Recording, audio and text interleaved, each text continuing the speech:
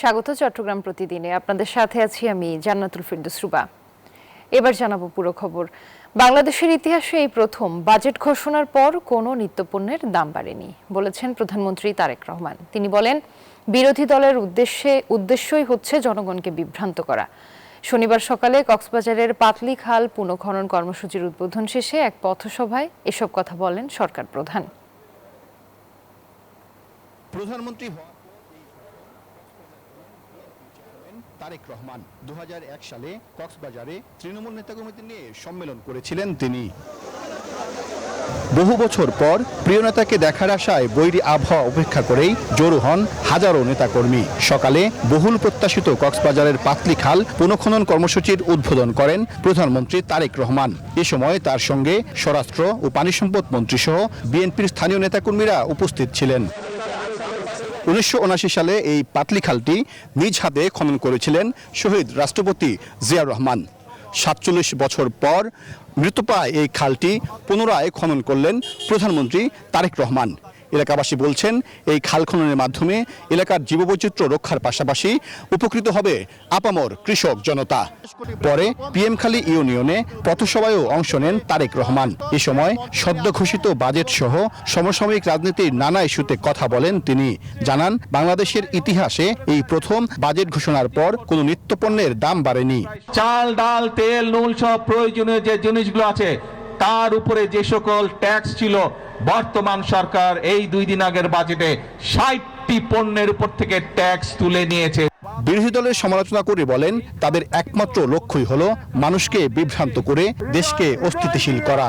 যেই বাজেটে মদের দাম বাড়ানো হয়, যেই বাজেটে সিগারেটের দাম বাড়ানো হয়, সেই বাজেটও বিরোধী দলের পছন্দ নয়। প্রধানমন্ত্রী দৃঢ়তার সঙ্গে বলেন, যতদিন প্রাণ আছে দেশ ও মানুষের কল্যাণে কাজ করবেন তিনি। দেশের মালিক কোনো রাজনৈতিক দল নয়, দেশের মালিক কোনো পরিবার নয়, দেশের মালিক হচ্ছে বাংলাদেশের 20 কোটি জনগণ। যারা জনগণকে বিভ্রান্ত করতে চায়, যেই বাজেটের মাধ্যমে জনগণের জন্য স্বস্তির ব্যবস্থার চেষ্টা করছে সরকার, সেই বাজেট বলে বিরোধী দল মানে না।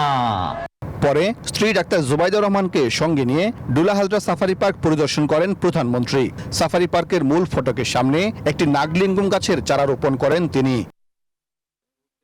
সাফারি পার্ক থেকে মালুমঘাটে গিয়ে বিএনপি সরকারের অন্যতম নির্বাচনী প্রতিশ্রুতি 5 বছরে 25 কোটি বৃক্ষরোপণ কর্মসূচির উদ্বোধন করেন প্রধানমন্ত্রী। আপনাদের সকলের কাছে আমার নির্দেশনা থাকবে যে আপনার স্ব এলাকায় আপনার জেলাকে সুন্দর সবুজ অভয়ারণ্য করার জন্য যে সকল উদ্যোগ প্রয়োজন, দয়া করে সেই উদ্যোগ আপনি গ্রহণ করবেন। এরপর জুলাই গণ অভ্যুত্থানে কক্সবাজার জেলার প্রথম শহীদ ওয়াসিমের কবর জিয়ারত করেন প্রধানমন্ত্রী। এছাড়া নবগঠিত পেকুয়া পৌরসভা ও মাতামোহরী উপজেলার ভিত্তিপ্রস্তর স্থাপন করেন তিনি। সাইফুল ইসলাম, নিউজ 24, কক্সবাজার। দর্শক, কক্সবাজারের চকরিয়ার জনসভায় কিছুক্ষণের মধ্যে যোগ দেবেন প্রধানমন্ত্রী তারেক রহমান। সেখান থেকে যুক্ত হচ্ছেন আমাদের সহকর্মী সাইফুল ইসলাম। সরাসরি কথা বলবো তার সাথে। সাইফুল, জনসভার সর্বশেষ অবস্থা কি, কর্মসূচি চলছে জানাবেন, আর প্রধানমন্ত্রী তারেক রহমান কখন বক্তব্য দিবেন জানাবেন।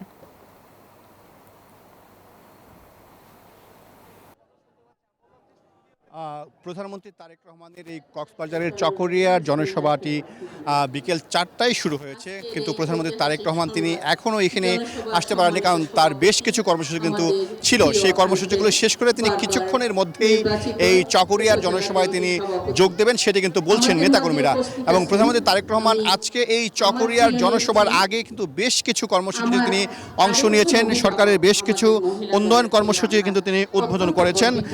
সকালে তিনি ঢাকা থেকে বিমানপথে এসে কক্সবাজার বিমানবন্দরে নেমে তিনি কিন্তু সকালেই কক্সবাজারের যে সদর ইউনিয়নের পাতলি খাল সেটি পুনঃখনন কাজ উদ্বোধন করেন, এবং সেই পাতলি খাল কাজের পুনঃখনন উদ্বোধন শেষে তিনি সেখানে একটি পথসভায় অংশ নেন, এবং সেই পথসভায় কিন্তু তিনি বক্তব্য রাখেন। এবং সেই বক্তব্যে তিনি স্পষ্ট করে বলেছেন যে বিএনপি সরকার প্রস্তাবিত যে বাজেট দিয়েছে সেই বাজেট জনমানুষের কল্যাণে দিয়েছে, এবং বিরোধী দল শুধু বিরোধিতার খাতিরে এবং বিএনপির উন্নয়ন কাজকে বাধাগ্রস্ত করার জন্য বাজেটের বিরোধিতা করছে। এবং তিনি বলেছেন যে এইবারের বাজেট যেটি দেওয়া হয়েছে, এবারের বাংলাদেশের ইতিহাসে এখন পর্যন্ত কোনো নিত্যপণ্যের দাম বাড়েনি বাজেট দেওয়ার পর। তিনি বলেছেন যে আসলে এতেই প্রমাণিত হয় এই বাজেটটি আসলে জনগণের বাজেট এবং এই বাজেটের মাধ্যমে আসলে জনগণেরই কল্যাণ হবে। এবং তিনি দেশবাসীর কাছে তিনি দোয়া চেয়েছেন, পাশাপাশি তিনি দেশবাসীর কাছে তিনি একটি বিচার দিয়েছেন, সেটি হচ্ছে যারা সরকারের বিরোধিতা করছে তারা যাতে বিনা কারণে বিরোধিতা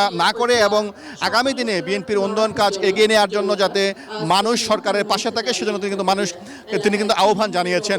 প্রধানমন্ত্রী তারেক রহমান তিনি কিছুক্ষণ আগে চট্টগ্রামের কক্সবাজারের যে শহীদ ওয়াসিমের যে বাড়ি সেখানে তিনি গিয়েছেন এবং শহীদ ওয়াসিমের কবর জিয়ারত করেছেন এবং শহীদ ওয়াসিমের পরিবারকে তিনি 20 লাখ টাকার কিন্তু তিনি একটি চেক হস্তান্তর করেছেন।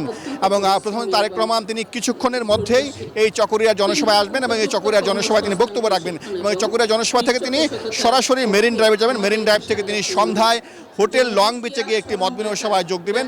তারপরে তিনি সেখান থেকে কক্সবাজার বিমানবন্দর হয়ে ঢাকায় তিনি যাত্রা করবেন। এই ছিল আমার কাছে চকরিয়ার জনসভা থেকে সর্বশেষ। সাইফুল, আপনাকে ধন্যবাদ।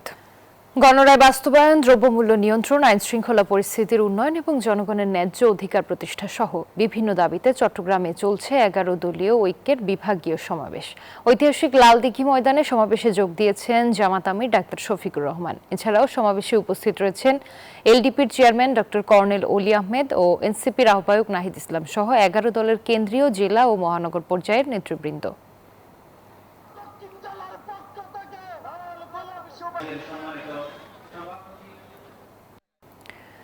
দর্শক, এনসিপির আহ্বায়ক নাহিদ ইসলাম কথা বলছেন, আমরা সরাসরি চলে যাচ্ছি তার বক্তব্যে।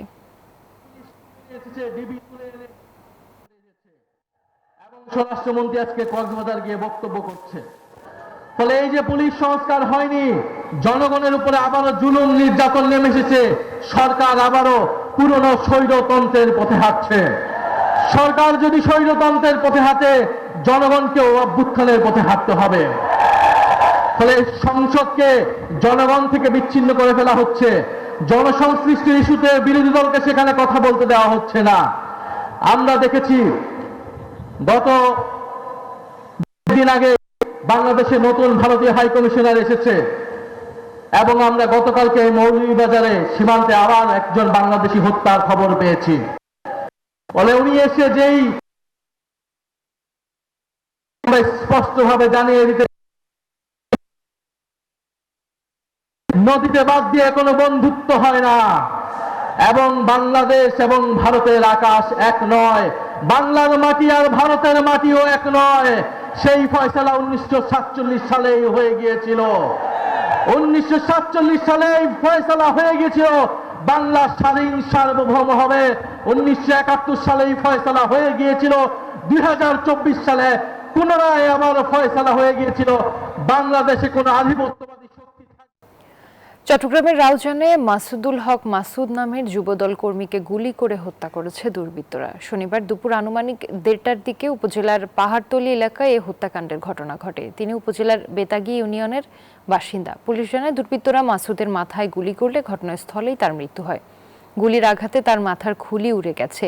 ঘটনাস্থল থেকে তার মরদেহ উদ্ধার করে চট্টগ্রাম মেডিকেলে ময়নাতদন্তের জন্য পাঠানো হয়। তবে কী কারণে এই হত্যাকাণ্ড তা নিশ্চিত হওয়া যায়নি। এদিকে ঘটনার প্রতিবাদে কাপ্তাই সড়ক অবরোধ করে বিক্ষোভ করেছে স্থানীয় যুবদল কর্মীরা।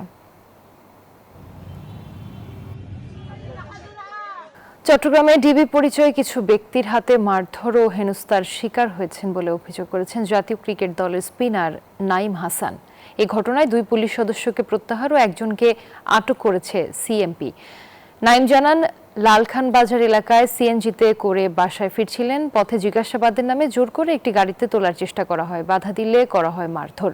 পরে তাকে খুলশী থানায় নেওয়া হয়।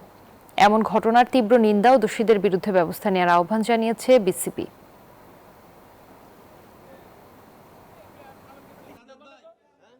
উনি আমাকে বলতেছে তুই আসামি একটা কথা বলছি, আমার কল তো আমি চিল্লাচিল্লি করছি, আপনাকে কল দিছি, আমার মোবাইল নিয়ে নিছে। ওইখানে ভাইয়ারা ছিল, ভাইয়ার সময় ছিল, সবাই পরিচয় দিছে, তাও গলা চিপে ধরে রাখছে। যে ধরছে ও মারছে।